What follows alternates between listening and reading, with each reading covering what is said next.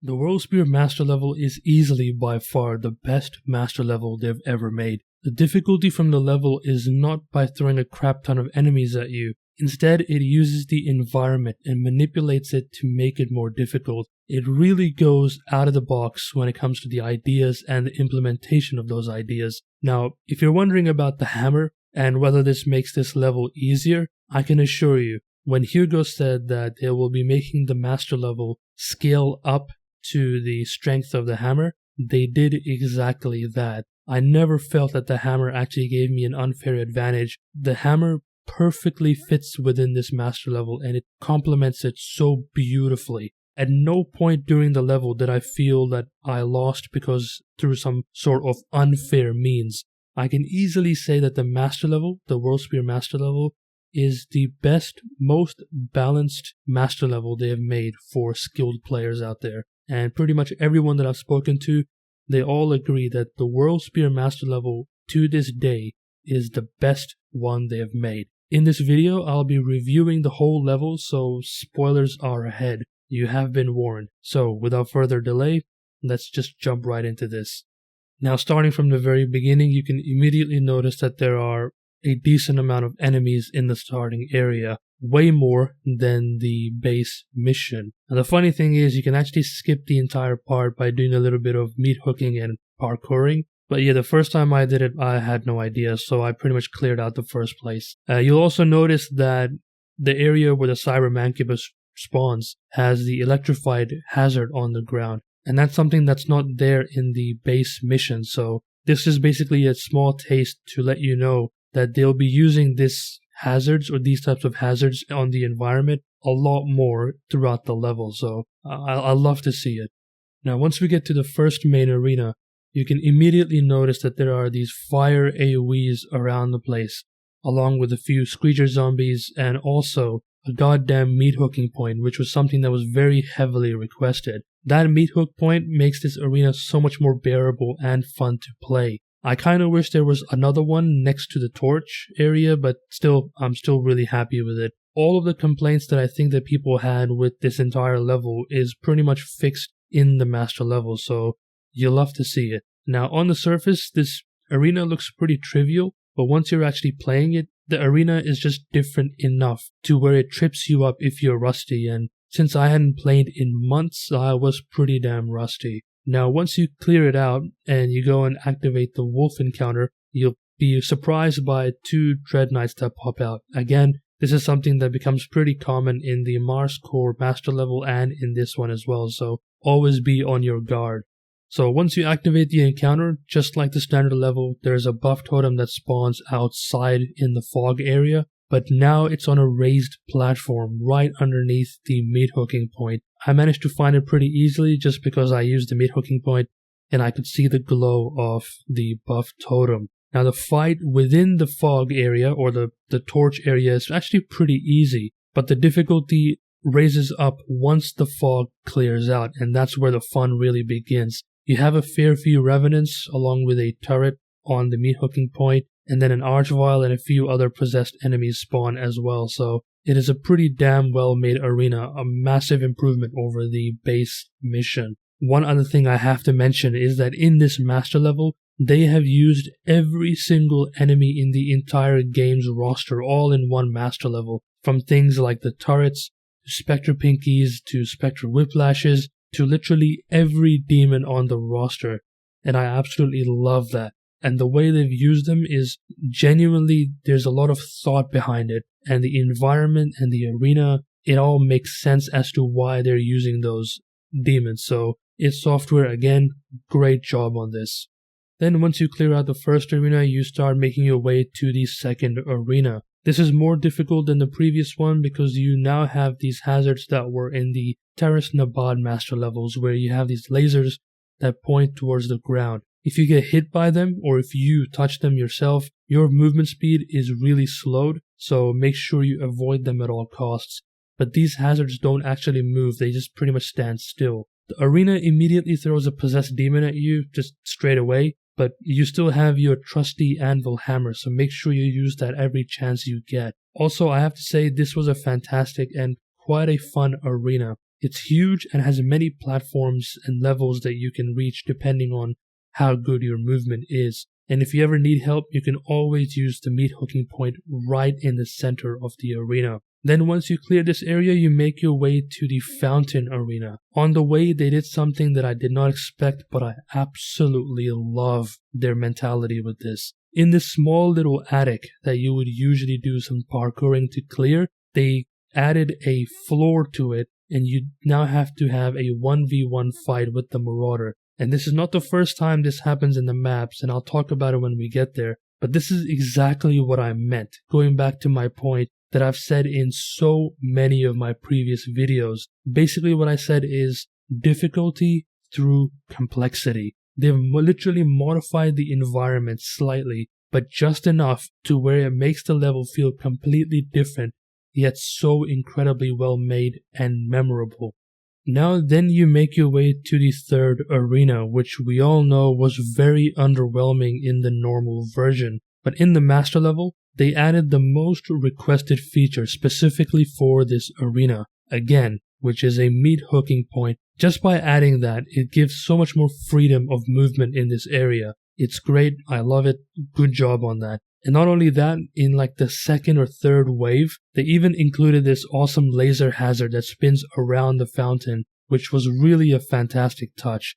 And it really gives that small little attention to detail to the entire arena. Then once you clear that out, then it gets a little bit interesting, because you now have to get the rad suit in order to get into the toxic room. But actually you're not going there straight away. You have to first get the radiation suit in a very sus little room. Once you pick it up, you'll have to kill a couple of Spectre Pinkies, then a Hell Knight, and then you'll be in a 2v1 against a Marauder and a Stone Imp. It's a small little room, and the Stone Imp's knockback can easily destroy your run. It's such a very clever use of this room. I have to commend them for this. Then it actually gets a little bit better. They took an idea from all of the community-made master levels and included a portal that takes you to another location. So now you have the meat hook into it, which was pretty awesome. Now, instead of going into the toxic room next, you get put into the platforming area, which is supposed to happen after. And you'll notice these floating shields that cover the meat hooking point. Now, if you're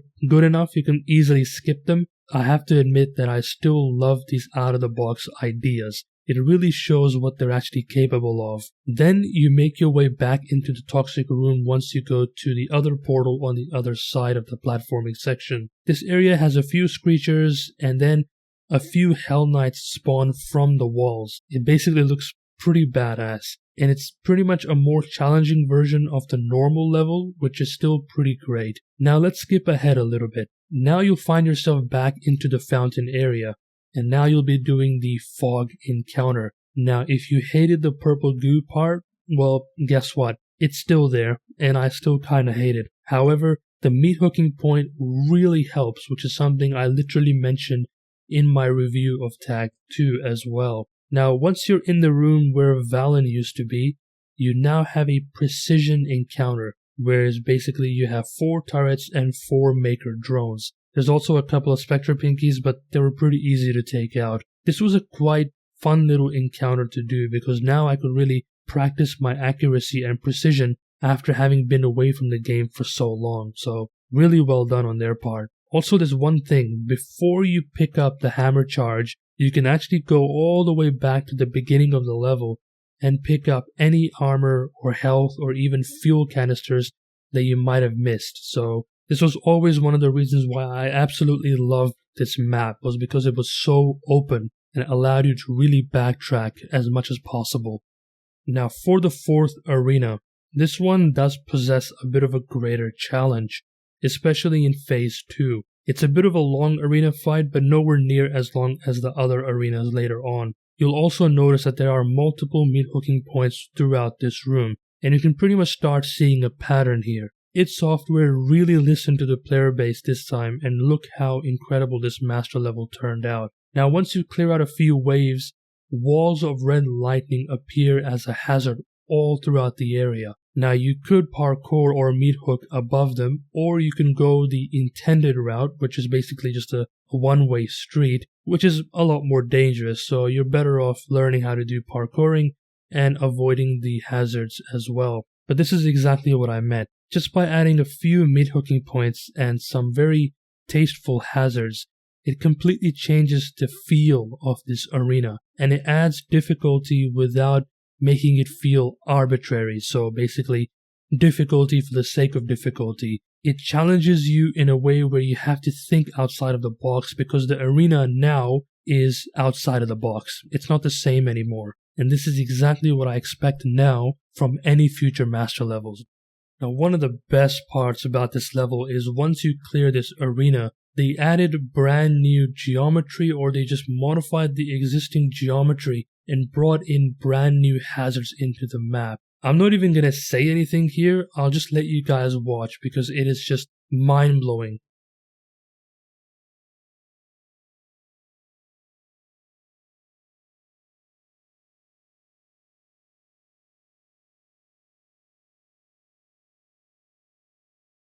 It's just incredible to see. Now, once you get to the other side, the next arena seems pretty peaceful at first. The demons are just hitting themselves, or basically hitting each other. But once you get down to the ground level, an entire roof gets over your head. So now you're stuck on the ground level. And then what they do is that they spawn pinkies all throughout this area, with one of them being a possessed pinky. And if anyone has ever fought a possessed pinky, they can literally destroy you in like half a second. And I hope you guys can appreciate how smart that idea actually is, how well they manipulated the environment to fit the demons that they had in mind. It is genuinely masterful the way that they did this, the entire level that is. Now, after clearing out a few waves, the roof then vanishes and you're back to clearing this place normally. There's a lot of cacos flying around, so again, you're pretty much promoted to fly around and really use the geometry to your advantage. Now let's skip past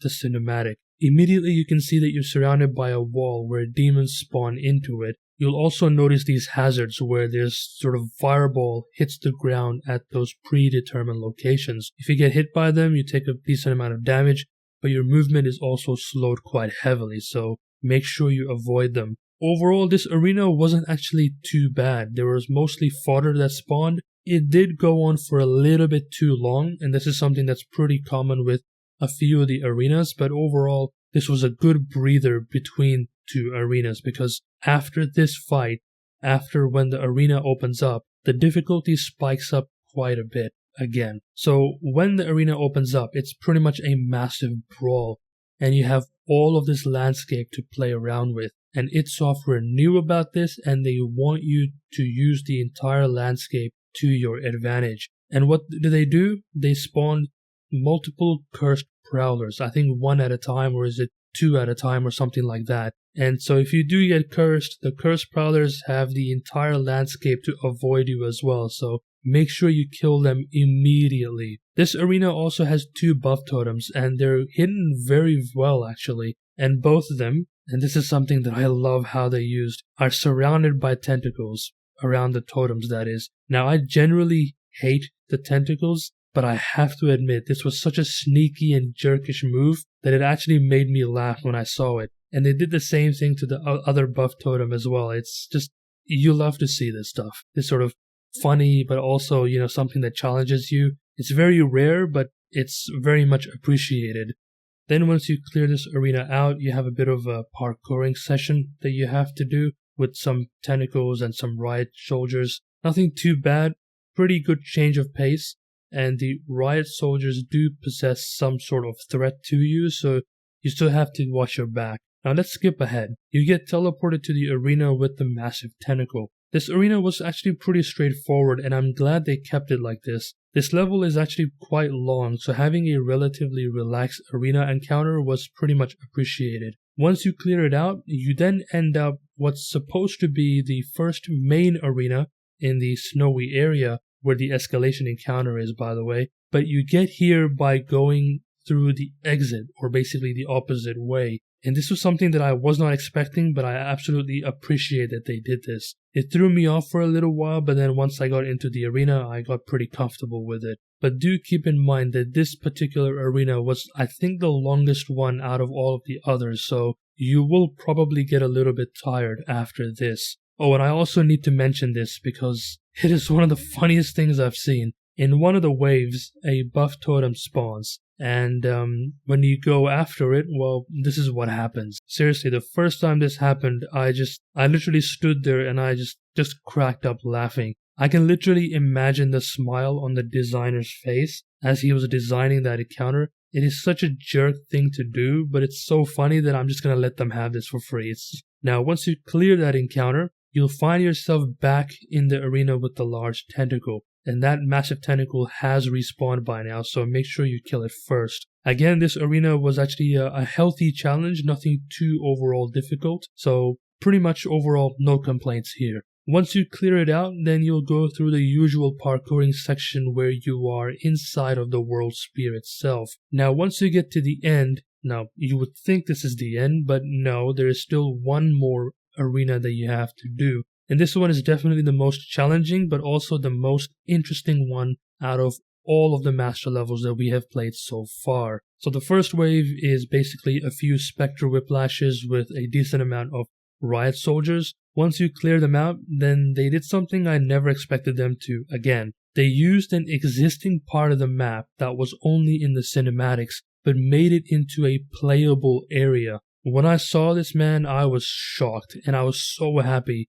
when I experienced this. You're locked into a massive dome with a few fodders around the place and a possessed Baron. And this Baron actually doesn't act like a normal Baron, because this Baron tries to attack you from ranged. Whenever I went close to it, he would go back and still attack me from ranged. It was quite interesting to see, and I don't think I've ever really seen that before. Once you clear that area out, you then go to the next wave where you are at the beginning of the level where the massive bridge is, and you're locked into this corridor surrounded by hazards. And let's be completely honest here. They literally want you to use the Destroyer Blade here. I'm not going to accept any other answer here. And of course, the Destroyer Blade being the superior mod, I absolutely used it. After that, you're back into the snowy area, and now the laser hazards are active. This wave was actually really long, so just keep that in mind. But overall, very challenging and overall quite a lot of fun. Then the final wave will teleport you back into the crystal room,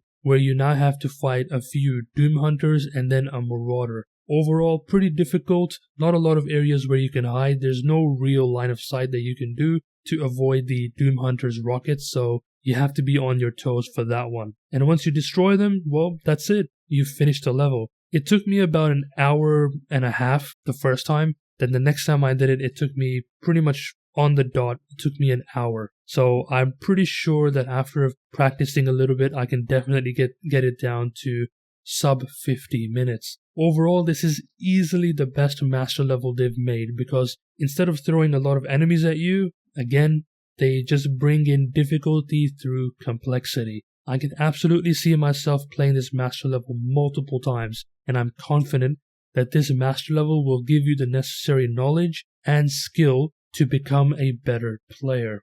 Anyways, thank you for watching. Also, before you go, make sure to go check out my lore videos that I've posted. They're barely getting a lot of views, and they deserve a hell of a lot more views. And if you don't watch those videos, then Daisy is gonna die. So 1 like equals 1 saved Daisy on those videos. So make sure to go check them out. And as always, I will see you in the next video.